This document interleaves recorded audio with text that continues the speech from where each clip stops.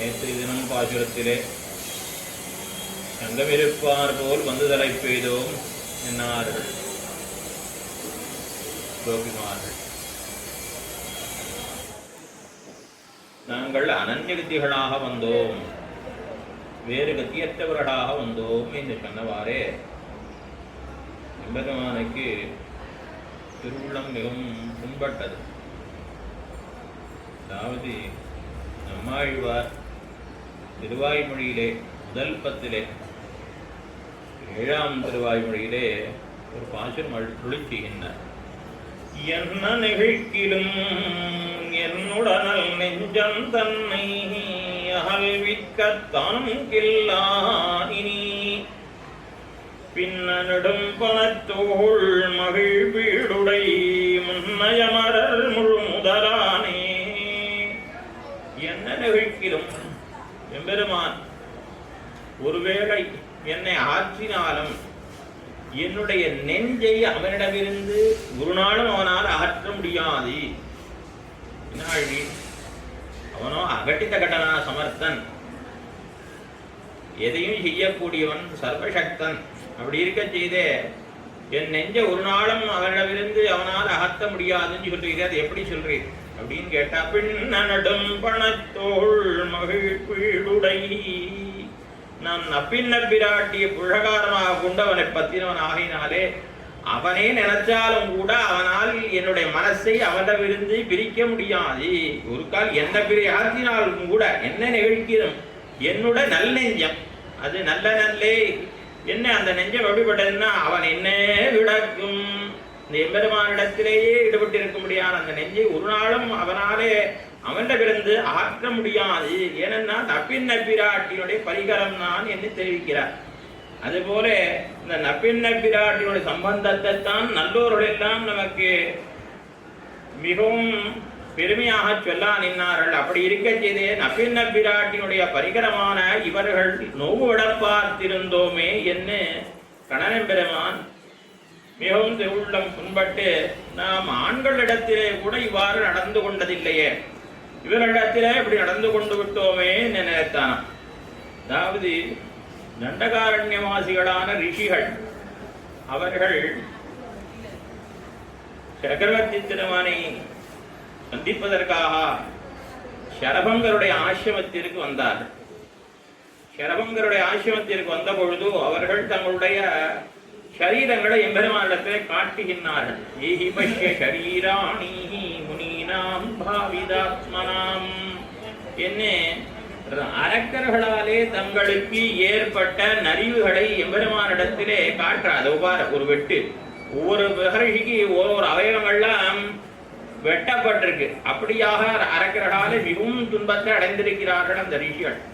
அதை பார்த்து அந்த எம்பெருமான் காட்டுகிறார், உங்களுக்குத்தான் தபசக்தி இருக்கே, நீங்கள் உங்களை அப்படி சாத்தாம திரும்பியா வச்சுட்டு சாத்தாத சுடி கலைந்ததான் சுடல் மொழிய உடுத்து கலைந்த அப்படி சாத்தாம கொண்டது. இப்படி அவர்கள் உங்களுக்குத்தான் தபசக்தி இருக்கே, நீங்களே உங்களை ரட்சித்துக் கொள்ளலாமே என்று சொன்ன பொழுது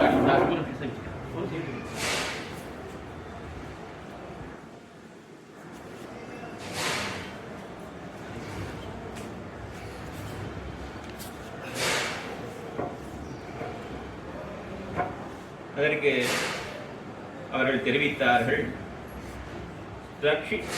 இக்ஷ்வாகூணாம் இயம் பூமி சகைலவனகானனா. இந்த இக்ஷ்வாகு வம்சத்தைச் சேர்ந்த ராஜாக்களுக்கு மலைகளோடும் காடுகளோடும் கூடியதான இந்த பூமி முழுவதுமே சொந்தமானது. ஆயினாலே ராஜாவான நீதான் எங்களை ரட்சிக்க வேணும், உன்னுடைய அரசாட்சியின் கீழே இருப்பவர்கள் நாங்கள். ஆகினாலே எங்களை ரட்சிக்க வேண்டியது உன்னுடைய பொறுப்பு. பகவத் விஷயவாகினார் உம்முடைய இடத்துல ஆட்சிக்குட்பட்ட இடத்திலே நாங்கள் இருக்கின்றோம். நாங்க ஸ்ரீரங்கத்திலே இருக்கோம், பெருமாளை வந்து சேவிக்கலைன்னா கூட இந்த அவனுடைய இடத்திலே திவதேசத்திலே அவனுடைய இடத்துல இருக்கனால நம்ம ரட்சிக்க வேண்டியது பெரிய பெருமாளுடைய பொறுப்பு. அவர் 8 கை அதனாலதான் வச்சிருக்காரு உள்ள கணாயம் பெருமாள். நாம சேவிக்கிறோமோ சேவிக்கலையோ அவனுடைய இடத்துல இருக்கோம். அவர் சொல்றான், உம்முடைய இடத்துல நாங்க இருக்கோம், ஆகையினாலே நீ ரட்சிக்க வேண்டியது உம்முடைய பொறுப்பு. அதெல்லாம் சொன்னான். மேல சொன்னா தேவயம் பவதா ரக்ஷா பவத் விஷயவாசினகான்னு சொல்லிட்டு மேல சொல்றா கர்ப்பபூதாக தபோதனாக. நாங்கள்லாம் நீ என்ன ஒரு எங்களுக்கு சக்தி இருக்குங்கிற, சக்தி இருந்தாலும் இப்ப ராஜமகிஷிக்கு மகாராணிக்கு நெல்லை குத்தி அரிசி எடுத்து தடி பண்ணி சாப்பிட்றது சக்தி இருக்கும், வேலை செஞ்சு பிழைக்கிறதுக்கு. ஆனாலும் அவள் செய்ய மாட்டா. அது செய்தாலே ஆனால் அது அவளுக்கு இழுக்கு. அதை ராஜாதான் அவளை ரட்சிக்கணும். இவளே ஒரு வேலையை தேடி போனாலும் நல்லா இருக்காது. அதுபோல நாங்கள் உம்மாலே ரட்சிக்கப்படத்தக்கவர்கள். எப்படி கர்ப்பத்தில் இருக்கிற சிசுவை தாயானவள் பார்த்து பார்த்து ரட்சிப்படும். அந்த குழந்தைக்கு ஒத்துக்காது, இது ஒத்துக்காதுன்னு சொல்லிட்டு இந்த காரம் வேண்டாம், இந்த புளிப்பு வேண்டாம், இந்த கசப்பு வேண்டாம்னு இப்படி தவிர்ப்படும். அதுபோல எங்களை ரட்சிக்க வேண்டியது உம்முடைய பொறுப்பு. இது உன் தலையோட்டில் பொறி. ரக்ஷண தர்மங்கிறது உமக்கே உண்டானது. நீ ரட்சகராகையால, நாங்கள் ரட்சிய வஸ்துவாகையினால நீர் தான் எங்களை ரட்சிக்க வேண்டும் என்று சொன்ன பொழுது எம்பெருமானுக்கு ரொம்ப வருத்தம். இவா இந்த அரக்கர்களால இத்தனை நலிவுபட்டிருக்கா. இந்த நலிவுபட்டதோடு அல்லாமல் அவளே வந்து எங்கிட்ட சொல்லும்படியாக நான் இருந்துட்டேனே. நலிவுபட்டவர்களும் தாங்களேயாய் அதை நம்மிடத்திலே வந்து சொல்லுபவர்களும் அவர்களை ஆம்படி ஆகிவிட்டதே. நாமன்னோ முற்பாடராய் இருந்திருக்கணும். இது நம்முடைய காவற்சோர்வாலன்னோ நிகழ்ந்தது எம்பெருமான் புண்பட்டான். அப்படி நினைக்கக்கூடிய எம்பெருமான் இந்த கோபிமார்கள் தாங்கள் நலிவுபட்டதோடு அல்லாமல் இங்கே வந்து சொல்லும்படியானோமே என்று நினைக்கிறான். விபீஷணாழ்வான் வந்த பொழுது என்ன சுவாமி தினம் நீர் விபீஷணாழ்வான் சொல்லி நினைக்க வேண்டாம். ஆச்சாரியால் தொட்டருட்ட விடமெங்கும் வியாக்கியானங்களிலே ஸ்ரீராமாயணத்தை தான் உதாகரிப்பார்கள். எந்த நாள்ல எதற்காக உதாரிச்சிருக்கான்னு பார்க்கணும். ஒரு நாள் சொன்னோம் வந்து நின்னோம் அப்படின்ன உடனே கஸ்த ஏவ விதிஷ்டத உத்தரம் தீரமாசாத்திய கஸ்த ஏவ விதிஷ்டத கடலின் வடக்கு கரைக்கு வந்து மேலே நிலையாக நின்றான். அது மாதிரி நாங்க உங்க திருமாலை வாசல் நிக்கிறோம். அது நிக்கிறோங்கிறதுக்கு மாத்திரம் தான் இன்னைக்கு எதுக்கு சொல்றோங்கிறத மாத்திரம் பார்க்கணும். இப்ப ஊத்தமுடையாங்கிற இடத்துல அடியார்களை ரட்சிப்பதிலே உறுதியாக இருப்பவன் விபீஷணாழ்வானை உறுதியாக எத்தனை பேர் சொன்னாலும் ரட்சித்தான்ங்கிறதுக்கு சொன்னோம்.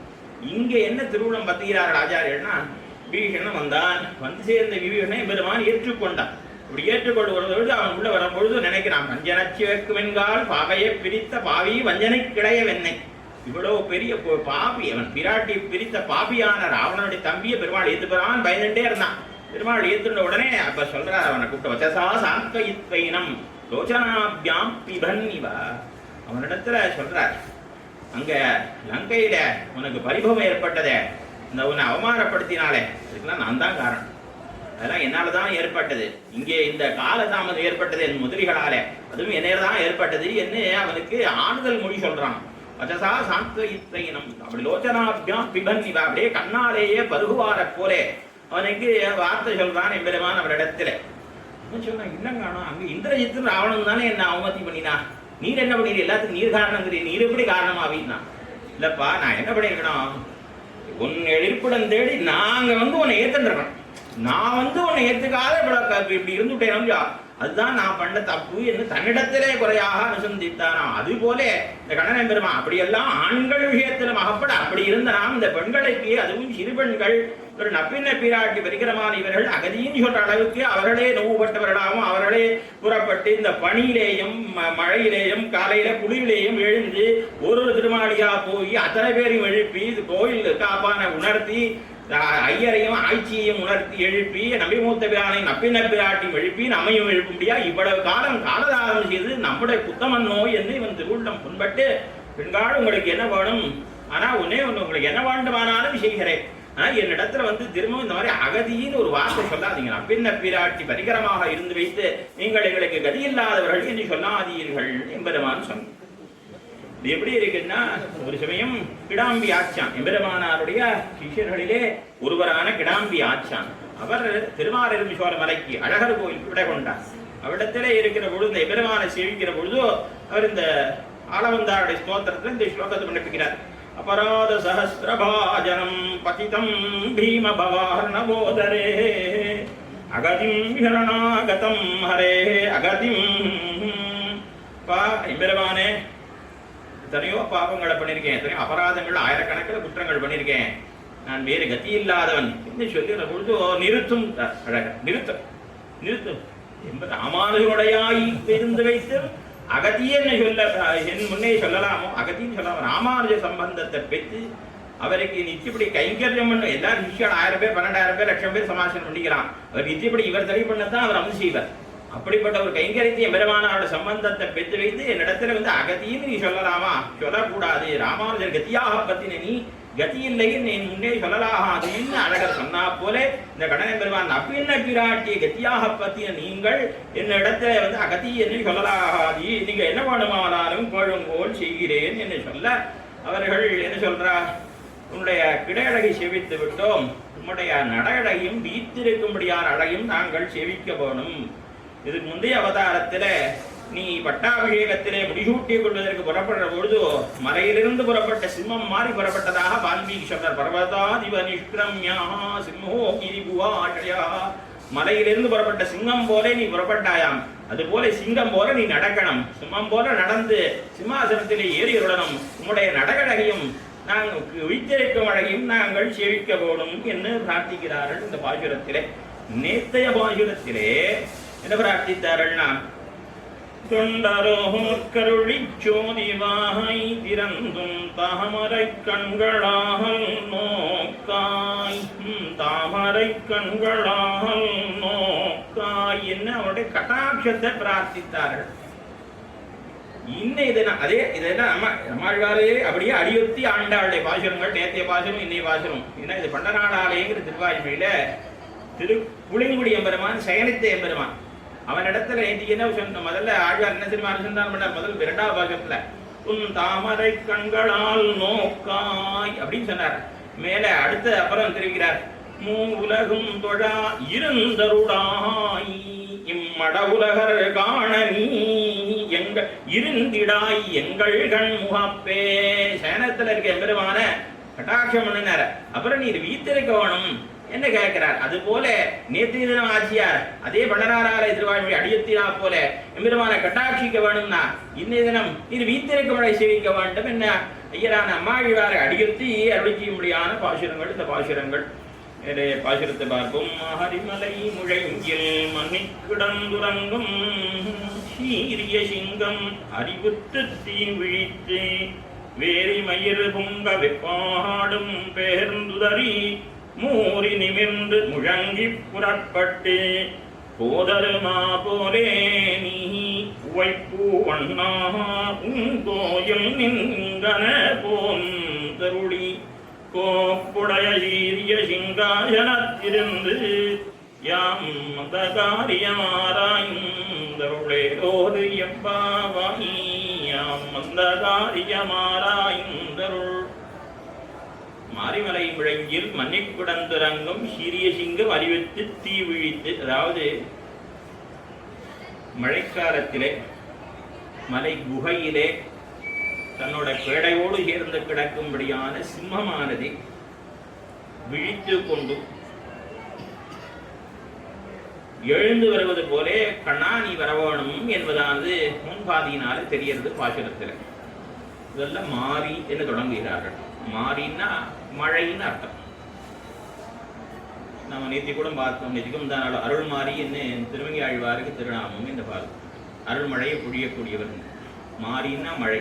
இந்த இடத்துல மாறி என்பதானது மழை பெய்யும்படியான காலத்தை உணர்கிறது. மாறின்னா மழை காலம்னு அர்த்தம். அந்த வாசகத்துல இந்த மழைக்காலம் அது எப்படி இருக்கும்? நாயனார் வருஷிக்கிறார் அர்த்தங்கள். உடனே மாறி மழைக்காலம்னா ஸ்ரீராமாயணத்தை மழைக்காலம் எப்படி இருந்ததுன்னு அவரை நிறைய பிரமாணங்களை வருஷிக்கிறார் நாயனார். இப்படி மாரிக்காலம் எப்படி இருக்கும்னா, இந்த மழைக்காலம் வெளியிலே எங்க பார்த்தாலும் ஜலப்பிரளயம், எல்லா இடத்தும் ஜலம் தேங்கி இருக்கிறது. ராஜாக்கள்லாம் ஒருத்தருக்கு ஒருத்தர் பகை நீங்கி போரை நிறுத்தி விட்டு தந்தாம் ஊரிலே இருக்கக்கூடிய காலம் இந்த மழைக்காலம். அதாவது முன்காலத்திலே மழைக்காலம் என்பதானது ஆவணி புரட்டாசி ஐப்பசி கார்த்திகை இந்த 4 மாசம்னு சொல்றது உண்டு. தமிழ் மரபில் காலம் என்ன ஆவணி புரட்டாசியை சொல்றது உண்டு. ஆகையினால இப்போ இந்த காலம் மாதிரி கிடையாது. அப்ப இந்த காலம்னா காலையில உத்தியோகத்துக்கு போனா சாயங்காலமும் ராத்திரி திரும்பி வந்துடுவா. அந்த காலத்துல அப்படி கிடையாது. எந்த அலுவலகம்லாம் கிடையாது. அதனால குழப்புக்கு என்ன பண்ணுவான்னா, கோடை காலத்துல வேலைக்கு தேடி வருமானத்தை பணம் சம்பாதிக்கிறதுக்காக வெளியூர் போடுவா. எல்லாம் மழை காலத்துக்கு முன்னாடி வந்து சேருவா ஊருக்கு. ஆகினால மழை நாளில் எல்லாரும் வாவாள் இருப்பிடத்திலே இருப்பார்கள். ராஜாக்கள்லாம் யுத்தத்துக்கு போன ராஜாக்கள்லாம் மழை காலம் வந்துடுதுன்னா தலைநகருக்கு திரும்பிடுவா. அது இந்த மழை காலத்துல யுத்தம் பண்ண மாட்டா காலத்திலே. அதுபோல இந்த சிங்கம் என்ன பண்ணும், மழை காலத்துல வெளியில வராம குகைக்குள்ளேயே இருக்கும். அதுபோல இங்கே பார்த்தோமானால் கண்ணன் பெருமான் நப்பின்னையோடு அவனுடைய திருமாடியிலேயே இருக்கின்றான். சிங்கம் பேடையோடு கூடியிருக்கிற காலம் இந்த காலம் மழைக்காலம். சுக்ரீவன் தாரையோடு சேர்ந்திருந்த காலம். பெருமாள் மால்யவான் என்கிற மலையிலே பிராட்டியை பிரிந்து எழுந்துள்ள காலம் மழைக்காலம். சீதையை பிரிந்து எம்பெருமான் அவன் பார்க்கிறான். வெளியில பார்த்தால் அந்த மால்யவான் பர்வத்துடைய கொடுமுடிகளிலே அப்படியே மேகங்கள்லாம் படிஞ்சா மாதிரி படிந்திருக்கு. அப்படியே ஒரு படிக்கட்டு கட்டினார் போல இருக்கு நீர் கோப்பாக. விடுவிடன் மேல படிக்கட்டுல மேலே ஏறி அப்படியே அச்சயாதி மார்க்கத்தாலே பரமத்துக்கு போவார போல இந்த படிக்கட்டுல மேலே ஏறி அப்படியே போய் ஆதித்யாந்தர்வர்த்தியான எம்பெருமானுக்கு திருவாரதம் பண்ணலாம் போருக்கு. இத்தனை புஷ்பங்கள் பார்க்கிற இடங்கள்ல எல்லா வகையான புஷ்பங்கள் இருக்கு. ஐயோ பிராட்டி பக்கத்துல இல்லையே, நம்ம திருவாராதனம் பண்ணும்போது புஷ்பங்கள் எல்லாம் கொண்டு கொடுப்படையவள் எடுத்து கை நீட்டுவார் இல்லையே என் எம்பெருமான் வருந்துகிறானாம். அப்படிப்பட்ட காலம் அந்த மழைக்காலம். அதாவது பிரிந்தார் கூடும் காலம், கூடினார் போகரசம் அனுபவிக்கும் காலம். அப்படி இருக்கக்கூடியதான இந்த மழைக்காலத்திலே வருவதாக சொல்லி போன மழைக்காலம் முடிஞ்சதும் வரதாக சொன்னான் சுக்ரீவன். ஆனால் சொன்னபடியே அவன் வரவில்லை. வராதபடியினாலே பெருமாள் விராட்டியை பிரிந்து மால்யவான் என்கிற பர்வதத்திலே வருத்தத்தோடு இருக்கிற காலத்திலே இளைய பெருமாளை கூப்பிட்டு சுக்ரீவனிடத்துல போய் சொல்லு, நான் வாலிபகம் அன்பகாக, வாலி போன வழி ஒன்றும் மூடலை, இந்த வாசல் திறந்தான் இருக்கு, உன்னை பந்துக்களோடு கூட யமபுரம் அவனுக்கு சித்தமா இருக்கேன்னு சொன்னார். உடனே இளைய பெருமாளன் கோபத்தோடு அவ்விடத்துக்கு கிஷ்கிந்தைக்கு எழுந்தொழுகிறார். அப்படி எழுந்துடைய போது தாரையானவள் கிங்கோப மூலம் அனுஜேந்திர புத்திர, என்ன கோபம் உனக்கு சொல்லி தாரையானவளுடைய கோபத்தை ஆற்றுகிறாள். அப்படி அவனுடைய கோபத்தை தணிவிக்கிறாள் தாரை. அந்த காலமானது மழைக்காலம். தங்காது ஒரே ஒரு விஷயம் சொல்றேன், இந்த இடத்துக்கு தேவையில்லைன்னாலும் நீ சொல்றேன், புஷ்பம் சமர்ப்பிச்சதுனால சொல்றேன், ஞாபகம் வந்து சொல்றேன். அங்க போன பொழுது இவரை சமாதானப்படுத்துறதுக்காக அவள் வெளியில இருக்கப்படாது, அவள் உள்ளே அள்ளணும், புரடி சாத்தனம், பாததூரி படனம், இந்த பழங்கள் எல்லாம் செய்யணும்னா தாரை சொல்றான். அப்படி சொல்ற பொழுது விலை பெருமாள் சொல்றதா கம்பராமாயணத்துக்கு ஒரு பாட்டு உண்டு, பச்சிலை காயி. இந்த பாட்டுக்கு சம்பந்தம் இல்லை, ஆனாலும் இந்த விஷயத்துக்கு ஒரு சம்பந்தம் இருக்குன்னு சொல்றேன். பச்சிலை காயி கிழங்கு பரமந்திய மிச்சிலே உண்பது, வேறு நான் ஒன்றும் நச்சிலே நச்சினே நாயின் நாயுண்ட மிச்சிலே அது. இது பச்சளையா இருந்தாலும் சரி, கீரையா இருந்தாலும் சரி, காயா இருந்தாலும் சரி, கனியா இருந்தாலும் சரி, பழமா இருந்தாலும் சரி, எதுவா இருந்தாலும் எங்க எம்பெருமான் சக்கரவர்த்தி திருமான் அவனுக்கு சமர்ப்பித்து விட்டுத்தான் நான் சாப்பிடுவேன். அவருக்கு சமர்ப்பிக்காம சாப்பிட மாட்டேன். அப்படி அவருக்கு சமர்ப்பிக்காம அவனுக்கு சாப்பிட்டேன்னா அது நாயோட எச்சரிக்கை சமானம் என்று சொல்லிவிட்டார். அதனால நம்ம என்ன தெரிஞ்சுக்கணும், நம்ம எது சாப்பிட்றதா இருந்தாலும் எம்பெருமானுக்கு சமர்ப்பித்து விட்டு சாப்பிடணும். அதே மாதிரி புஷ்பமா இருந்தாலும் எம்பெருமானுக்கு சமர்ப்பித்து விட்டு நாம் எடுத்துக்கணுமே ஒழிய, நம்ம கதை வச்சுக்க போற புஷ்பத்தையும் பெருமாள் சமர்ப்பித்து தான் எடுத்துக்கணும். அது வந்து ஸ்ரீவில்லிபுத்தூர் சுவாமி ஒரு விஷயம் சொல்லுவார். இரண்டாவது தடவையாக பிராட்டி பெருமாளை பிரிஞ்சா இல்லையா, முதல் பிரிவு ராவணன் பிரிச்சதில்லை, இரண்டாவது பிரிவு நேர்ந்த அன்னைக்கு ஏதோ உயர்ந்த புஷ்பம் வந்திருந்துதான். அந்த புஷ்பத்தை பெருமாளுக்கு சமர்ப்பிக்காம தலையை வச்சு விட்டாலாம். அந்த இதனாலே இவள் பிரிவு நேர்ந்துடுத்துன்னு அவர் சொல்லுவார். அது புராணங்கள் இருந்திருக்கலாம். ஆகினால அப்படியாக அந்த புஷ்பத்தை கூட அவனுக்கு சமர்ப்பித்து நாம் பெற்றுக்கொள்ள வேணும். ஞாபகம் வந்ததுக்காக சேர்த்து சொல்லுவேன். இப்படியாக இந்த மாரிக்காலமானது திருமால் கோலம் சுமந்து பிரிந்தார் கொடுமை குழறு தன் பூங்காலம். எம்பெருமானுக்கு போலியாக இருக்கக்கூடிய மேகங்கள் எல்லாம் இந்த நாயகியினிடத்தில் வராங்குஜாயினுடைய பாசுரம் திருவிருத்தத்திலே நாயகனிடத்திலே வந்து கர்ஜிக்கிறதாம். பாரு, நாம் வந்த பிறகும் சம்போகத்துக்குரிய காலம் வந்த பிறகும் எம்பெருமானும் வரல பாரு அப்படின்னு சொல்ற மாதிரி இருக்கா. அந்த மேகத்தினுடைய கோஷமானது முழக்கமானது இந்த பராங்குஜ நாயகி விரிந்த திருமால் கோலம் சுமந்து பிரிந்தார் கொடுமை குழறு தன்பூங்காலம். இந்த மழைக்காலம் எப்படி இருக்கு நம்ம பல இடங்கள்ல தெரிவிக்கிறார் திருவிருத்தத்துல. காரிகையார் நிறை காப்பவர் யாரின் நீ கார் கொண்டின்னே மாரிகை ஏறி அறையிடும் காலம். காரிகையார்னா ஸ்திரீகள், பெண்கள். இங்க முக்கியமா இந்த இடத்துல ஆரப்பதி பாசுரத்துக்கு உண்டான விஷயம் பராங்குஜ நாயகனுடைய விஷயம். இந்த இவா வந்து நிறை காப்பவர், அடக்கத்தை காத்து கொண்டு இருக்கா. என்ன அடக்கத்தோடு இருக்கான்னா, எம்பெருமானை பிரிந்த துக்கம் வெளியில தெரியாத அளவுக்கு மறைச்சுட்டு இருக்கா. ஆனா இந்த மழை காலம் வந்தா அவளால் அந்த துக்கத்தை தாங்க முடியாதான். அந்த காலகாலத்துல அவருக்கு அந்த விஷய வியசனமானது அதிகமாகிவிடுவான் இந்த பராங்குஜ நாயகிக்கு. அதனால வெட்கத்தை பிரிவு துன்பத்தினாலே வெளியில காட்டிக்கொள்ள, பிரிவு துன்பத்தினால் ஏற்பட்ட வெட்கம், அந்த வருத்தத்தை பிரிவு துன்பத்தை வெளியில காட்டிக்கொள்ளாம இருக்கா. அது எவ்வளவு தூரம் அடங்கி கொண்டிருக்கான், நானும் ஒரு கை பார்த்துடுறேன்னு கருவி கொண்டு அந்த வேகங்கள்லாம் வந்துதான். இந்த காரிக நிறை காப்பவர் ஆரென்னை கார் கொண்டின்னே மாளிகை ஏறி அரைவிடும் காலத்து இந்த பராங்குஷ நாயகி எப்படி இந்த விசேஷ விகரத்தை பொறித்து கொண்டிருக்கிறாள், நானும் ஒரு கை பார்த்துடுறேன் என்ன திரளாக மின்னலும் இடியுமாக புறப்பட்டு இந்த மேகங்கள்லாம் வந்து மழை பொழிந்தமாம் என்று தெரிவிக்கிறார். அப்படிப்பட்ட இந்த காலம் வெந்நீர்மை ஈடழிக்கும் காலம்னு ஆண்டாள் தெரிவிக்கிறார். அந்த மழை காலத்திலே அந்த மேகங்களை பார்த்து எம்பெருமானுடைய பிரிவை, கண்ணனெம்பெருமானுடைய பிரிவை தாங்க முடியாமல் மேகங்களை தூது விடுகிற பொழுதோ நாங்கள் இத்தனை நாளா பொறுத்துடணும், எம்பெருமான் தான் வந்து அழைத்து செல்ல வேணும், என்ன நான் இனிமேல் பொறுக்க முடியாது என்று சொல்லி மேகத்தை தூது விடுற பொழுது வெந்நீர்மை ஈடழிக்கும் காலம், எங்களுடைய பாரதந்திரத்தை குலைக்கக்கூடியதான இப்படி ஒரு காலம் எங்களுக்கு அப்படின்னு சொல்ல முடியாத இந்த மழைக்காலம் மாறிக்காலம். பராங்குஷன் ஆகிய இடத்துல எம்பெருமான் ஒரு சொல்லி சொல்லிட்டு போயிருக்கான், இந்த பொன்ன மரங்கள்லாம் பூ பூக்கும், அந்த சமயத்தை நான் திரும்பி வந்துடுறேன். மழை காலம் வரும்பொழுது பொன்ன மரங்கள்லாம் அப்படியே பூ பூக்கும், அப்போ நான் திரும்பி வந்துடுவேன்னு சொல்லிட்டு பெருமாள் கண்ணன் போயிட்டான் பராங்குஷ நாயகி விட்டு. பராங்குஷ நாயகி தமிழில் மணிவள்ளின்னு பேரு. என்ன திருவருத்தத்தில் சொல்றான், மணிவள்ளி ஆரைய பிரிபவர் தான்னு பராங்குஷ நாயகி பார்த்து பெருமாள் சொல்லியிருக்கார். பெருமாள் புறப்படுற மாதிரி இருந்தது, உடனே அவளுக்கு வருத்தம், மணிவள்ளி ஆரைய பிரிவா, அவனை விட்டு ஆரமா பிரிவா அப்படின்னு சொல்றது மணிவள்ளிங்கிற. ஆகினால அவளை பார்த்து உடனே இந்த என்ன அடுத்து பெருமாள் சொல்லிட்டு போயிட்டார், பொன்னப்பூக்கள் எல்லாம் பொன்ன மரங்கள் எல்லாம் மொட்டி அரும்புகள் எல்லா இடத்தையும் தோன்றெடுத்து இவளுக்கு ரொம்ப வருத்தம். பெருமாள் சொல்லி போன காரகாலம் வந்துடுத்து, இன்னும் வரலையே தோழின்னு சொல்ற பொழுது அந்த தோழி யாரும் சொன்னாலா, மணிவள்ளி வருத்தப்படாதம்மா, பொன்ன மரங்கள்லாம் இன்னும் முழுக்க பூ பூத்துள்ள பூக்கள் முழுமையாக மலரல, இப்பதான் அரும்புகள்லாம் தோன்றிருக்கு. ஆகினால இது வந்து கண்ணன் நிச்சயம் வந்துடுவான், அதனாலதான் அரும்புகள்லாம் தோன்றிருக்கு, நீ கவலைப்படாதேன்னு சொல்றாள். மலர்ந்தே ஒழிந்திலா மாலையும் மாலை பொன்வாதிகையும் புரந்தோய் தழைப்பந்தர் தண்டுரனாத்தி ஒரு கடல் யூழ் நிலந்தாவிய எம்பெருமான் தனது வைகுந்த மன்னாய் கலந்தார் வரவெதிர் கொண்டு வன் பொன்னகள் காத்தனவே கலந்தார் வரவெதிர் கொள்ளும் காலம். இப்படி இவளோடு கலந்து பிரிந்தான் இந்த எம்பெருமான், அவருடைய வரவை தெரிவிக்கும்படியான காலம். இப்படியாக இந்த பொன்ன புஷ்பங்கள் எல்லாம் எம்பெருமான் வரப்போகிறான் என்பதை தெரிவிப்பதற்காகத்தான் அரும்புகளோடு தோன்றுகின்றன. நீ கவலைப்பட வேண்டாம், எம்பெருமான் வரப்போகிற காலம் என்று பராங்குஷ நாயகிக்கு மணிவள்ளிக்கு தோழியானவர் சமாதானம் சொன்னாலும் அப்படிப்பட்ட காலம் இந்த மாரிக்காலம். மாறி மலையிலே குகை வாசலிலே யார வந்து பிளிரினாலும் கூட சிம்மமானது வெளியில வராதாம், அப்படி வேடையோடைய உன்னி கிடக்குமாம். அப்படிப்பட்ட காலம் மழைக்காலம். அதுபோலே கண்ணனெம்பெருமான் நப்பின்னையோடு சேர்ந்திருக்கிற காலம் இந்த மழைக்காலம். இந்த கண்ணனெம்பெருமான் சிம்மமான்னா ஆமா அவன் யசோதை இளம் சிங்கம். ஆகினால அவனும் அப்பின்னையோடு சேர்ந்திருக்கக்கூடிய காலம். அந்த மலை குகையிலே சிம்மமானது பேடையோடு பொருந்தி கிடக்கிற காலம்.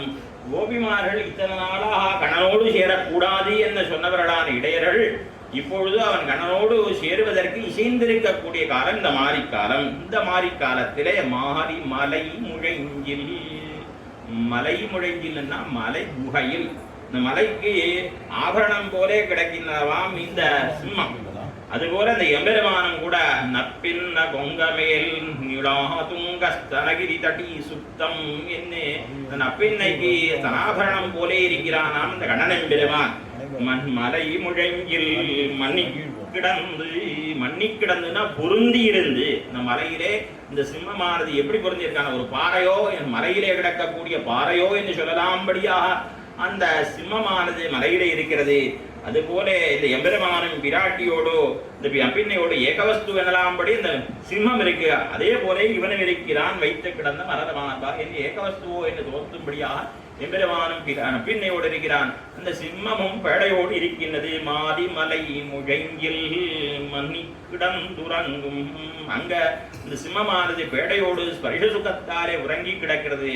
இங்கே எம்பெருமான் அது போன்ற உறக்கம் இவனுக்கு கிடையாது. தமோ குணத்தாலே இவனுக்கு உறக்கம் கிடையாது. மன்னி கிடந்துறங்கும் சீரிய சிங்கம், உறங்கும் சீரிய சிங்கம், தூங்குற போது கூட மற்ற துட்ட மிருகங்கள்லாம் கிட்ட நெருங்க முடியாது சிங்கத்தின் கிட்டே. அது போல இந்த எம்பெருமான் அவன் சயனித்து கொடுத்தான அந்த சமயத்திலும் கூட உத்தரும் ஒண்ணும் பண்ண முடியாதான். அவருடைய தெரிவிக்கிறாள் பிராட்டி, காகாசுரன் வர்ற பொழுதோ சமயா போதித ஸ்ரீமானி சுகசுப்த பரந்தபா. சுகசுப்தா சுகமாக எம்பெருமான் உறங்குகிறார். அந்த சமயத்திலும் கூட பரந்தபா எதிரிகளையே தப்பிக்க செய்யக்கூடியவனாக இருக்கிறான் எம்பெருமான். அப்படி அந்த பெருமாள் சயனித்துக் கொண்டிருக்கிற பொழுதும் உறங்குகிற காலத்திலேயும் கூட மற்றவர்களை எதிரிகளை தப்பிக்க செய்யும்படியாக இருக்கிறான் என்று தெரிவிக்கிறார். அப்படி உறங்கும் சீரிய சிங்கம், உறக்கத்திலே கூட அவருடைய வீரியத்தை வெளிப்படுத்தும்படியாக இருக்கிறான் ராகவ சிம்மமான எம்பெருமான். சிங்கம், சிங்கம்னா லோகத்துல சிங்கத்திற்கு மிருகேந்திரன் பேரு, மிருகராஜன் பேரு. அதாவது மற்ற மிருகங்களுக்கு எல்லாம் ராஜாவாக சொல்லப்படுவது சிங்கம். இங்கே எம்பெருமானும் சிங்கம் தான். எம்பெருமான் அவனை நரசிங்கம் சொல்லுண்டு, ராகவசிம்மம் சொல்லுண்டு. இவ்விடத்துல என் சித்தாய சிங்கமே, எம்பெருமானை பார்த்து யசோத பிராட்டி என்ன சொல்றா, என் சித்தாய ஆயதி சிங்கமேன்னு கொண்டாடுகிறாள். ஆண்டாளும் சொல்லியிருக்கா யசோத இளம் சிங்கம். அதே மாதிரி அம்புலியை அழைக்கின்ற பொழுதோ யசோத பாவனையிலே பாடிய பெரியாழ்வார், சிறியன் என் இளம் சிங்கத்தை கண்டாய் இருமையின் வார்த்தையை மகவலியிடை சென்னுகள். சின்ன பையன் நினைச்சுடாதப்பா, யார் தெரியுமா, சிம்மம் போன்றவன் என்னுடைய இளம் சிங்கம் இவன். இவனுடைய சிறியவன் நீ சிறியவனாக நினைச்சேனா அவனை பத்தி மாவலியிட்ட போய் கேட்டுக்கோ, அப்ப தெரிஞ்சுப்பாய். சிறுமையின் வார்த்தை மாவலியிடை சென்னுகள் என்று தெரிவிக்கிறாள் யசோத பிராட்டி பாவனையிலே பெரியாழ்வார். அப்படி சிங்கம் அறிவு தூ, அந்த சிங்கத்தை ஆறு போய் எழுப்புறதில்லை, காலம் உணர்த்த அவை எழுந்து கொள்ளும். அது போய் எம்பெருமான் என்ன பண்ணுவான்னா அடியார்களுடைய தத்வனி அதை கேட்டு எழுந்திருக்கக்கூடியவன் எம்பெருமான். சீரிய சிங்கம் அறிவு துத்தி விழித்து, சிங்கம் எழுந்த உடனே ஒரு பார்வை பார்க்கும், தீப்பொறி பறக்கிற மாதிரி இருக்கும் அந்த பார்வை.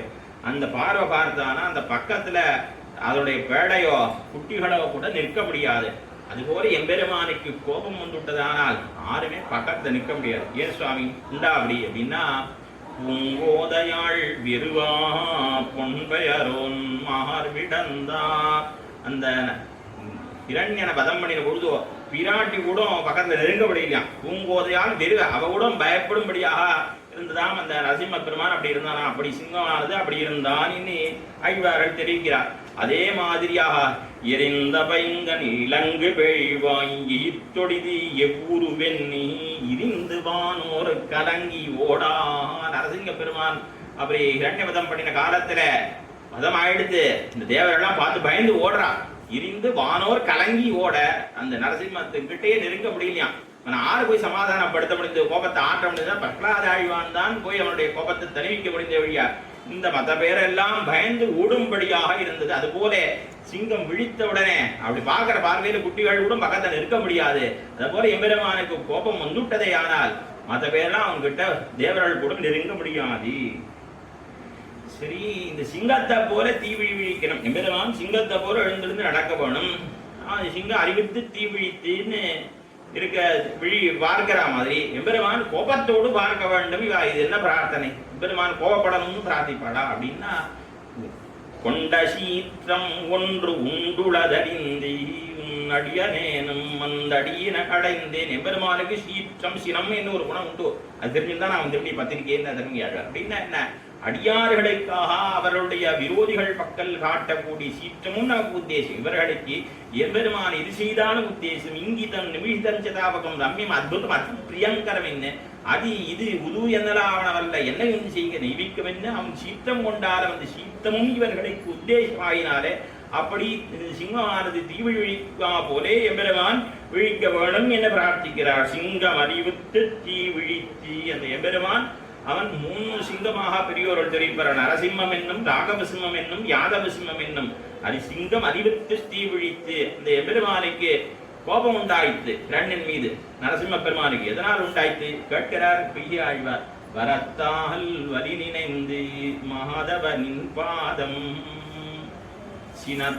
சிரத்தால் வணங்கானாமின்னே உரத்தினால் ஈரறியாய் நேருவலியோனாய இரணியனை ஓரறியாய் நீ இடந்ததூன். அக்காலத்திலே அந்த ஹிரண்யனை நீர் வதம் பண்ணினீரே, அவன் தான் கொண்ட வரபலத்தாலே அவன் திருவடிகளில் வந்து வணங்கவில்லை என்பதற்காக அவனை வதம் பண்ணினீரா அப்படின்னு கேட்கிறார். கேள்வி மாத்திரம் கேட்கிறார். அப்படி கேள்விக்கு புறத்தாழ்வான் வரதராஜ சபத்திலே அத்தியுதமாக பதில் சொல்றார்.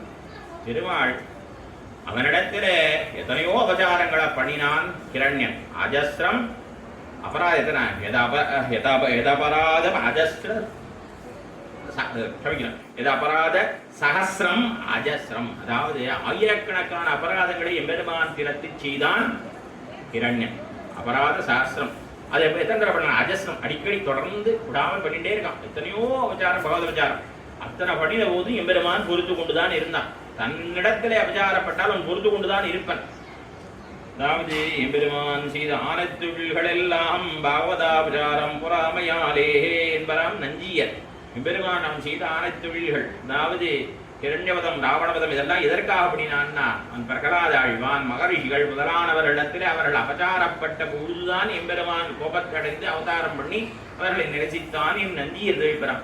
அப்படி தன் மீது அதனிடத்தில் அவன் அபச்சாரப்பட்ட பொழுதெல்லாம் எம்பெருமான் பொறுத்து கொண்டுதான் இருந்தான். ஆனால் அந்த குழந்தையான பிரகலாத ஆழ்வான் அவனிடத்தில் இவன் எவ்வளவோ அபச்சாரப்படத் தொடங்கினான். அப்பொழுது எம்பெருமான் பள்ளியிலோ திவந்த தன் சிறுவன் வாயிலோ ராயிராமும் உள்ளியவாய் உதபாங்கதனை கொன்னும் ஒரு பொறுப்பிலனாயி. அவன் என்ன சொன்னான்? நாராயணான்னு சொன்னான். அது பொறுக்காமல் அவனை எந்த பாடுபடி எத்தனை ஹிம்சை பண்ணினான் அந்த குழந்தையா. அப்பொழுது எம்பெருமான் அந்த பாகவதாபச்சாரம் பொறாமையாலே இந்த சரண்யனான எம்பெருமான் ஹிரண்யனை வதம் பண்ணினான் என்று ஆழ்வான் தெரிவிக்கின்றார். அதுபோல எம்பெருமானுக்கு பாகவதாபச்சாரம் பொறாதவன். தன்னிடத்துல அம்பெய்த பொழுதோ அவன் பொறுத்து கொண்டுதான் இருந்தான். இவனை குறித்து எதிரிகள் வந்த பொழுதோ இவன் என்ன பண்ணினான்? 14,000 ராட்சர்கள் வந்தார்கள். என்ன பண்ணான்? ததக்ருத்தஹா சமுத்திரராஜன் சரணாகதி பண்ணி வரலன்னா சமுத்திரஸ்ய ததக்ருத்தஹான்னு அப்புறம் இவனை கொஞ்சம் கஷ்டப்பட்டு கோபத்தை வரவழிச்சு கொண்டிருக்கு. 14,000 ராட்சர்கள் வந்தார்கள் என்னால் குரோதமாரயத்தி, கோபத்துக்கு அருளப்பாடு சாதிக்க வேண்டியிருக்கு. ஆனால் அதே எம்பெருமான் திருவடியான ஹனுமான் மீது ராவணன் அம்பெய்த பொழுதோ ராமோ மகாதேஜார ராவணேன கிருதம் ரணம் என்ன, அந்த ராவணனாலே ஹனுமான் மீது அம்பெய்யப்பட்ட பொழுது உடனே பெருமாள் கோபஸ்ய வசமே இவான், கோபத்துக்கே வசப்பட்டவராக ஆனார் என்று அந்த எம்பெருமான் ராகவசிம்மமான எம்பெருமான் அடியார்களிடத்தில் அபச்சாரப்பட்டால் கோபம் கொள்ளுவன். சிங்கம் அறிவுத்தி தீவிழித்து என்ன, அப்பொழுது எம்பெருமான் கோபம் கொள்ளுவன். இவர்களுக்கு அந்த எம்பெருமானுடைய அந்த நரசிம்ம பெருமான் அறிவித்து தீவிழி சீரிய சிங்கம் அறிவித்து தீவிழித்து அவன் கோபத்தோடு இருக்கக்கூடிய அந்த சேவையும் கூட இவர்களுக்கு உத்தேசியம். அதைத்தான் ஆய்வா எல்லாம் கொண்டாடுறா. என்ன கொண்டாடுறா? நரசிம்ம பப்பு ஸ்ரீமான். எந்த அழகா அவதாரம் அழகா இருக்குன்னார் ஆழ்வார் சொல்ற. இதுலே சஹஸ்ரநாமாத்தியத்துல நாரசிம்ம பப்பு நரசிம்மருடைய திருமேனி இருக்க ஸ்ரீ மாத்திர அழகா இருக்கு அப்படின்னு தெரிவிக்கிறார். அதே போல அழ்வாரம் அழகியான் தானே அரி உருவன் தானே பழையான் தாளே பணியின் அழகிய அரி உருவன்னா சிங்க உருவத்தில் இருக்கிற பெருமான் அவன் அத்தனை அழகு என்ன ஆழ்வார்கள் கொண்டாடுகிறார். அதே போல இன்னொரு இடத்திலையும் கூட இமையோர் பெருமான் அறிவுங்கி காட்டும் அழகி என்ன, அந்த நரசிம்மனுடைய அழகை கொண்டாடுகிறார்கள். ஆகினால அவன் சிங்கமாக இருந்தாலும் தீவிழி விழித்தாலும் கூட அந்த எம்பெருமானுடைய வடிவழகானது அத்தனை உத்தேசியமாக இவர்களுக்கு இருக்கின்றது. சீரிய சிங்கம் அறிவுத்து தீ விழித்து வேரி மயிர் பொங்கா. இந்த சிம்மத்துடைய உலை மயிர்கள் எல்லாம் அப்படி உதருமா, தூங்கி எழுந்து இந்த மயிர்கள் எல்லாம் ஒரு உதறது. அது என்ன இருக்கான்? வேரி மயிர், அதுலேருந்து ஒரு பரிமளம் வீசுறதாம், அதுலேருந்து ஒரு வாசனை வீசுறது. எம்பெருமானும் கூட அவனை என்ன சொல்லப்பட்டிருக்கு உபநிஷத்துல? ஹிரண்ய கேசஹா, எம்பெருமானுக்கும் கேசம் உண்டுன்னு சொல்லியிருக்கு உபநிஷத்து. அந்த எம்பெருமான சொல்றபோது என்ன சொல்லிருக்க? சர்வகந்த சர்வரசஹா, அவனோட திருமேனியிலையும் பரிமளம் உண்டோ. ஆகினாலே சிங்கம் உடைமைகளை உதற பொழுது ஒரு வாசனை வீசும். இது போல எங்க கண்ணன் எம்பெருமான் அவன் எழுந்திருத்தானால் சிம்மம் போன எம்பெருமான் அவன் திருப்பள்ளி அறையில் நின்னும் எழுந்திருச்சா அவனுடைய திருமேனியில் நின்னும் கந்தம் பிரவகிக்கும். ஆகையினாலே இவர்கள் சிங்கத்தோடு ஒப்பிட்டு பேசுகிறார்கள். சீரிய சிங்கம் அறிவுத்து தீ விழித்து வேரி மயிர் பொங்க எப்பாடும் பேருந்துதறி. நாலா பக்கத்திலையும் தன்னுடைய அவயவங்களை சித்தனால படுத்து கிடந்ததுனால அந்த அவயவங்கள் எல்லாம் ஒரு அவயவத்தில் நாலா பக்கங்களிலேயும் உதறி எப்பாடும் பெயர்ந்தறி மூறி நிமிர்ந்து, மூறின்னா சோம்பல், மூறி நிமிர்ந்தா சோம்பல் முறித்து. நம்ம தமிழ் நன்னா கத்துக்கலாம். முழங்கில் அப்படின்னா குகைன்னு அர்த்தம், மூறின்னா சோம்பல் அர்த்தம். தமிழ் நன்னா கத்துக்கிற ஆண்டாள் நமக்கு நிறைய சொற்கள்லாம் இங்க திருப்பாவிலேருந்து தெரிஞ்சுக்கலாம். அப்படியா மூறி நிமிர்ந்து முழங்கி புறப்பட்டு ஒரு கர்ஜனை, ஒரு கர்ஜிக்கும் அந்த சிம்மம் தூங்கி எழுந்த பிறகு அந்த கர்ஜனையை கேட்டா அந்த துட்ட மிருகங்கள்லாம் அந்த சத்தத்தை காட்டே மாய்ந்து போகும். அப்படி அதுபோல எம்பெருமான் அவன் ஒரு முழக்கம் செய்தானே. ஆனால் கோகமேக ஸ்வனகிருஷ்ணா, எம்பெருமான் கண்ணன் எம்பெருமானுடைய பேச்சு எப்படி இருக்கும்? அவருடைய திருமிடத்தோஷைன்னா மேகம் போல இருக்கும் அவருடைய இடத்தோஷை என்று தெரிவிக்கிறார்கள். அப்படிப்பட்ட எம்பெருமான் அவருடைய விடத்தோஷை எதிரிகள் மண்ணுண்ணும்படியாக செய்யக்கூடியதான் இந்த எம்பெருமான். என்ன எழுதணும்? மூறி நிமிர்ந்து முழங்கி புறப்பட்டு, புறப்பட்டருள வேணும். கண்ணன் எம்பெருமான் சிம்மம் போலே புறப்பட்டருள வேணும் என்ன தெரிவிக்கின்றார்கள். நீ முழங்கி புறப்பட்டு போதரமா போலே நீ பூவை பூவண்ணா, போதரமா போலே நீ போதரமா போலே. அந்த சிங்கமானது வருவது போல எப்படி அந்த சிங்கம் வருமோ அது போல எம்பெருமானே நீர் அணைய மாட்டேன். அதுபோல நீர் எழுந்துள்ள வேணும், சிம்மம் போலே நீர் எழுந்துள்ள வேணும் என்று பிரார்த்திக்கின்றார்கள். உடனே எம்பெருமான் கேட்டானாம், பெண்கால் சிம்மமோ நமக்கு திட்டாந்தம், சிங்கமா எனக்கு உபமானம் என்று கேட்டல. இல்லை பிரானே, அதாவது சிங்கத்தை உன்னுடைய சௌரியத்துக்கும் காம்பீரியத்திற்கும் ஏதோ ஒப்பாக சொன்னோம், கூலியாக சொன்னோம். உனக்கு நேரோடு நேர் ஒரு உபமானத்தை சொல்ல முடியாது. அந்த சிம்மமானது உன்னுடைய வடிவழகுக்கு நிகராகுமோ, உன்னுடைய சௌகுமாரியத்துக்கு நிகராகுமோ, ஏதோ உன்னுடைய காம்பீரியத்துக்கும் வீரியத்துக்கும் போலியாக ஒரு சிம்மத்தை சொன்ன வழிய உன்னுடைய வடிவழகுக்கு அது சதுசமாகுமோ? போதருமா போலே நீ போந்து மேலே எடுத்துருக்கா. பூவை பூ வண்ணா, நீ எப்படிப்பட்டவன்? பூவை பூவை போன்ற நிறத்தை உடையவன். பூவை வண்ணம்னா நிறம் அர்த்தம்.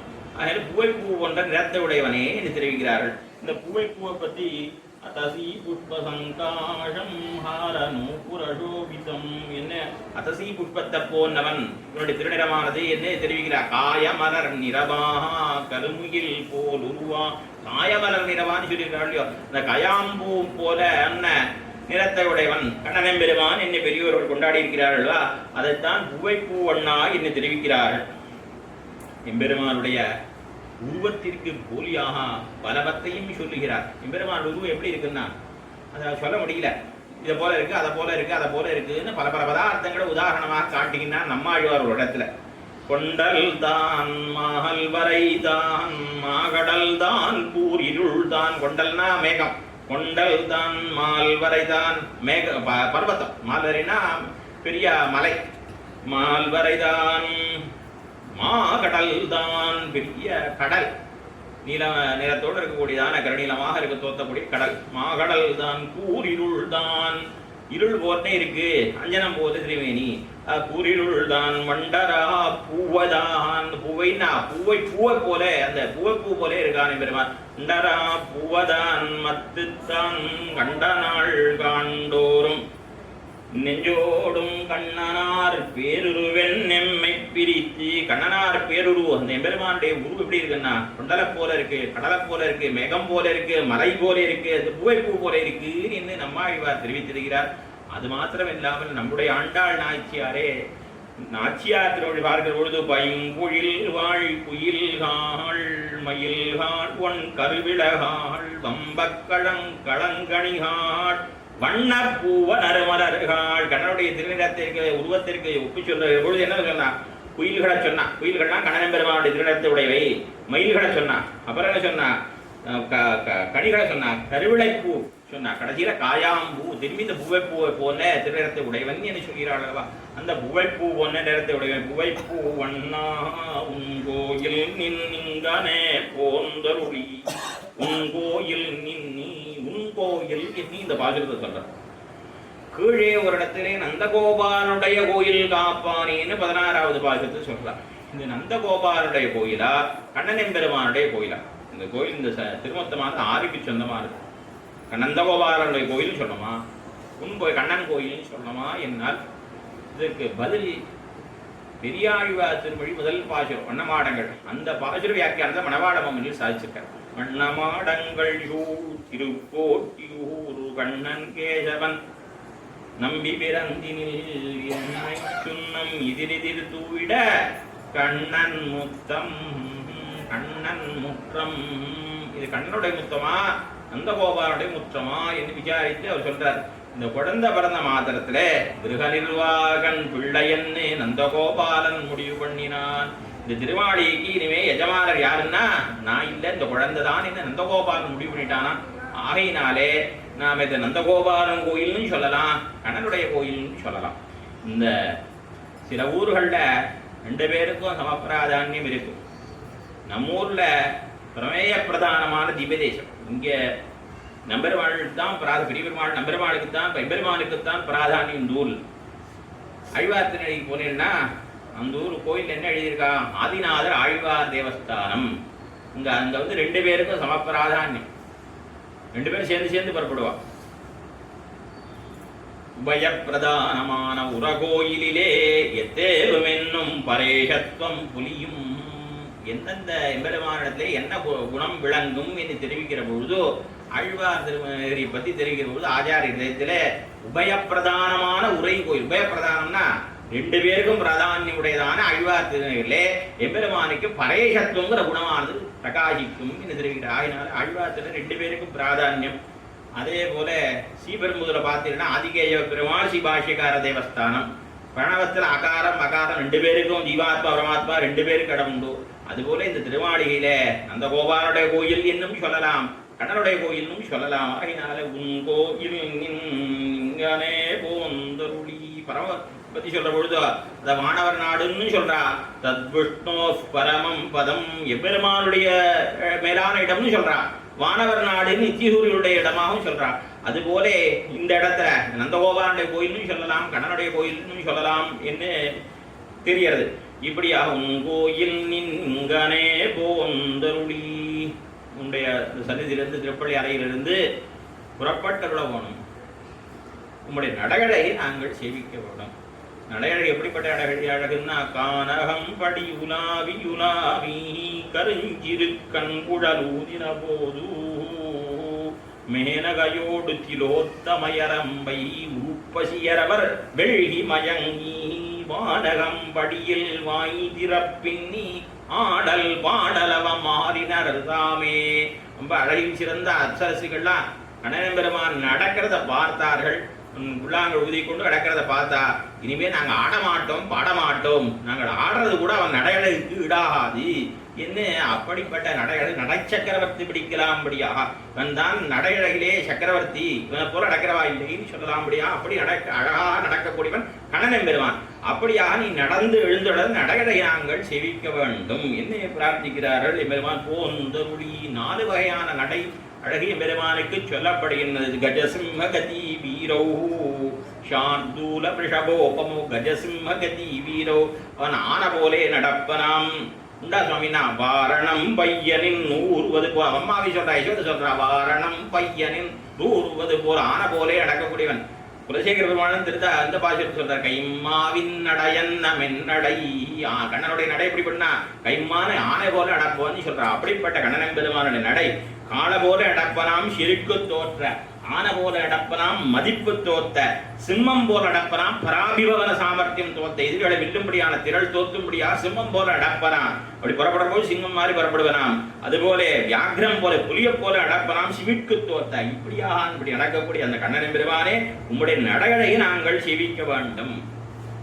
அங்க ஸ்ரீராமாயணத்தில் 2 இடத்தை சொல்றா. இந்த 4 விதமான நடையும் பெருமாள் சக்கரவர்த்தி திருமதிக்கு உண்டுன்னா நம்முடைய ஆச்சாரியர்கள்லாம் சொல்லிட்டா.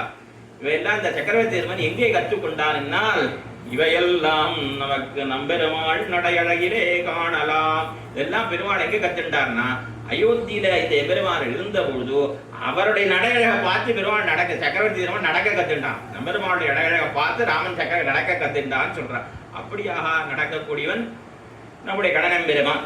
அப்படி அந்த கண்ணன் பெருமான் நரசுவார்தூர இதெல்லாம் சொல்லப்படுகிறான். அவன் புலியாக சொல்லப்படுகிறான். இது ஒரு சமயத்து ஒரு விதமாக நடக்கக்கூடிய அந்த பெருமானுடைய நடையழகை சேவிக்க வேண்டும் என்று பிரார்த்திக்கிற. போந்தருளி கோப்புடைய சீரிய சிங்காசனத்திருந்து. கோப்புடையன்னா இந்த சிங்காசனம் எப்படி அமைந்திருக்கு? 8 கால்களுடைய சிம்மாசனம். இந்த 8 கால்கள் என்னன்னா தர்மம் அதர்மம், ஞானம் அஜ்ஞானம், வைராக்கியம் அவைராக்கியம், ஐஸ்வர்யம் அனைஸ்வர்யம் என்னும் 8 கால்களுடைய பெருமானுடைய இந்த சிம்மாசனம்.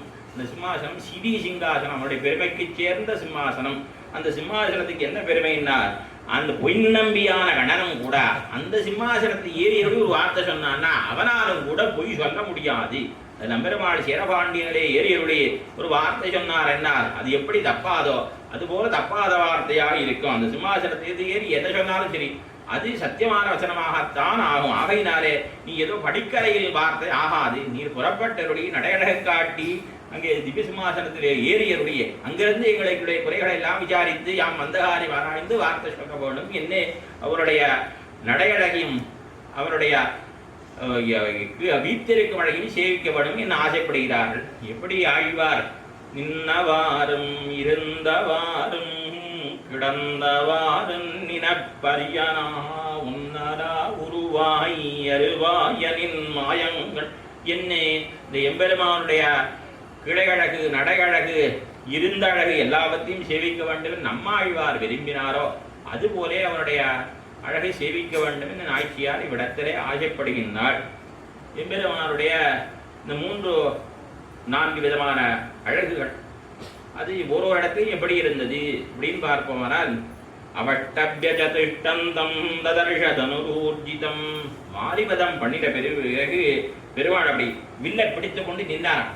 அதை அந்த அந்த நிற்கிற அழகை அப்போ ஆறு செவிச்சான்னா தாரை வந்து செவிச்சான். தாரை வையறதுக்காக வந்தான். என் பர்த்தாவை கொண்டுட்டானே அவன் ஆறுன்னு சொல்லி வையறதுக்காக வந்து வாயிட்டாலே அவர் அந்த அழகை நின்ன அழகை சேவிச்சு அதில் ஈடுபட்டாளாம் தாரை. அப்புறம் அதுக்கு முன்பாக எம்பெருமான் சித்திரக்கூட்டத்திலே அந்த பர்ணசாலை வாசல்ல வீத்திருந்தான். அப்படி வீத்திருந்த அழகை உடஜே ராமம் ஆசீனம். அந்த வீத்திருந்த அழகை வந்து பரதாழ்வான் சேவித்தான். அஞ்சலிம் பிராங்குகிருத்வா பிரதிசிஷ்யே மகோததே என்னே. சக்கரவர்த்தி திருவானுக்கு இந்த 3 அழகம் பார்க்கிறோம். சக்கரவர்த்தி திருவான் சமுத்திரராஜனை குறித்து ஷடாவதி விட்டு 3 நாள் தரைக்கிட கிடந்தார்.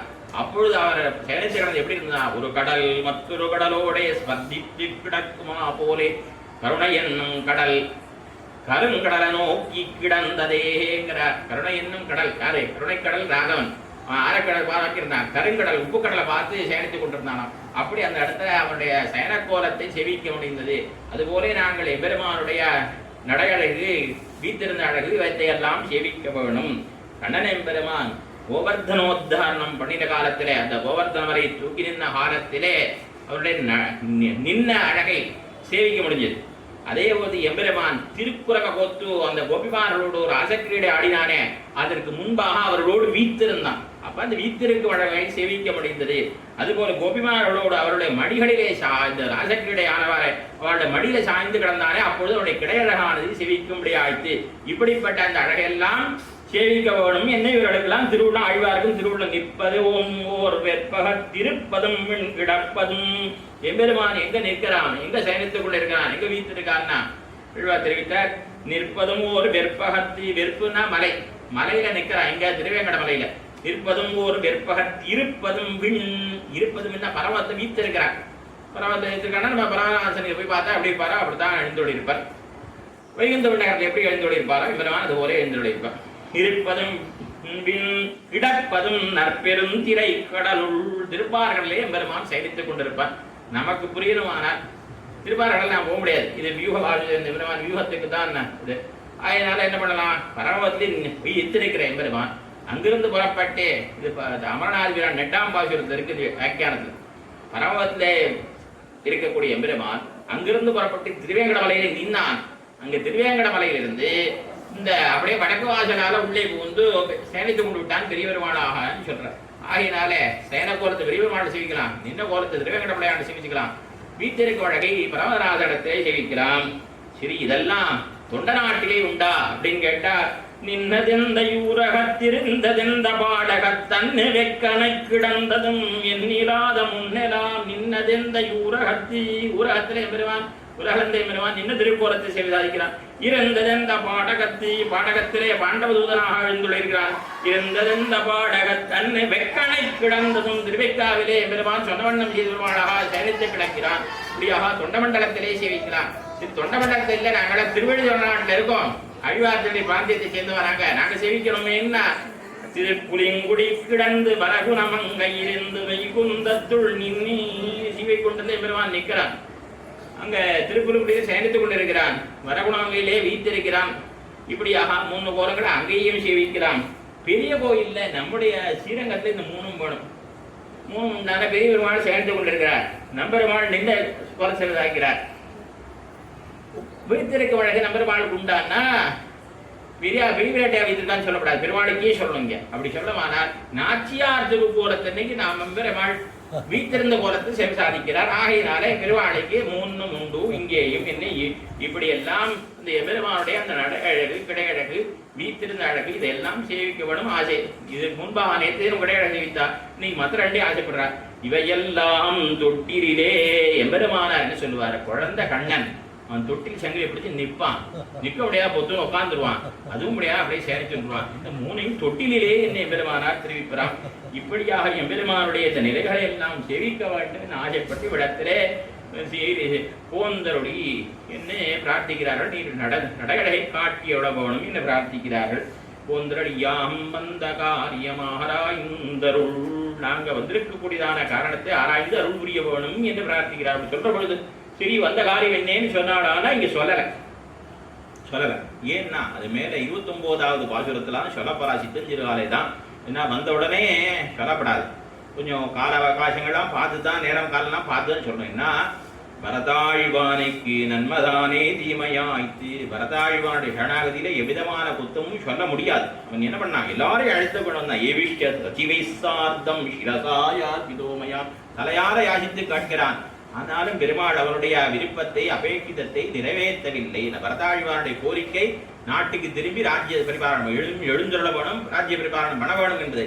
பெருமாள் அப்பொழுது எப்படி இருந்தாராம், அபித பாவகோ உபமம் பாவக நெருப்பு மாதிரி கிட்ட நெருங்க முடியாதபடி இருந்தாராம். சில சமயங்கள் எம்பெருமானுக்கு சுவாதந்திரம் தலையெடுத்து விட்டதானால் ஆறு சொன்னாலும் அவருடைய வார்த்தையை அவன் கேட்க மாட்டான். இது போல பரதாழ்வானுக்கு இப்படி ஆயிருக்கு. அப்படின்னால நாம கொஞ்சம் நேரங்காலம் பார்த்து பொறுத்திருந்துதான் விண்ணப்பம் செய்ய வேண்டும். இந்த காரணத்திற்காக வந்திருக்கோம் என்பதனால இவ்விடத்திலே அவர்கள் வந்த காரியத்தை சொல்லாமல் இவர்கள் மேலே அதை சித்தஞ்சிறுகாலைக்கு வைக்கிறார்கள். சரண்ய ஹிருதய அனுசாரி அல்லாமையாரே பரதாழ்வானுடைய சரணாகதி பலித்து விட்டதுன்னு சில பேர் சொல்லுவார். அது எதை வச்சுன்னு சொல்றான்னா, அவன் அந்த பெருமாள் வரலைன்னாலும் பாதுகையாவது கிடைச்சதேன்னு சொல்லிட்டு பாதுகையை எடுத்துக்கொண்டு கிளம்புற பொழுது 6 ரோக ரதம் விட்டா பாதுகை கிடைச்சதேங்கிற சந்தோஷத்தை போனானே ஒழிய சகாமம் அனவாப்பியவ என்ன வால்மீகி தெரிவிக்கிறார். அவனுடைய விருப்பம் நிறைவேறாமலேயே போனான் என்று சொல்லியிருக்கிறபடினால அவனுடைய விருப்பம் எம்பெருமான் திரும்பி எழுந்தருள வேணும் என்பது அது நடக்கவில்லை. ஆகையினால் பரத சரணாகதி பலிக்கவில்லை என்பது பிரிவாச்சான்களுடைய மனவாள மாமனிகள் நம்பிள்ளைவதான ஆச்சாரனுடைய திருவுள்ளம்.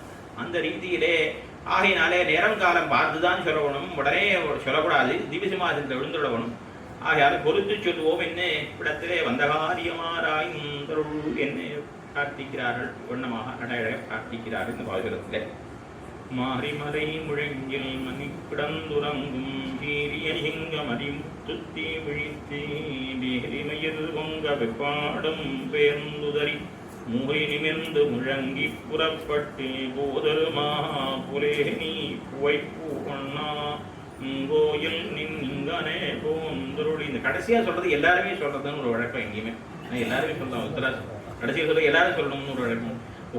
புவைப்பூ ஒண்ணாம் கோயில் நின்கனே போந்தருளி போடைய சீரிய சிந்தனத்திருந்து யாம் வந்த காரியமாராய்ந்தருளி எம் பாழியே பிறப்பாள் பாழி பெரியாழ்வார் தடுத்த உள்ள வாழிவம் போதோர் மாமனைக்கு பின்னாள் பாழியே உணோத்தாள் வாழி இதனங்கற்கே பண்ணி வந்தளித்தாள் வாழியே மிரவாரந்திரமி நாடி வாழி ஒன்பதுவனாய் போத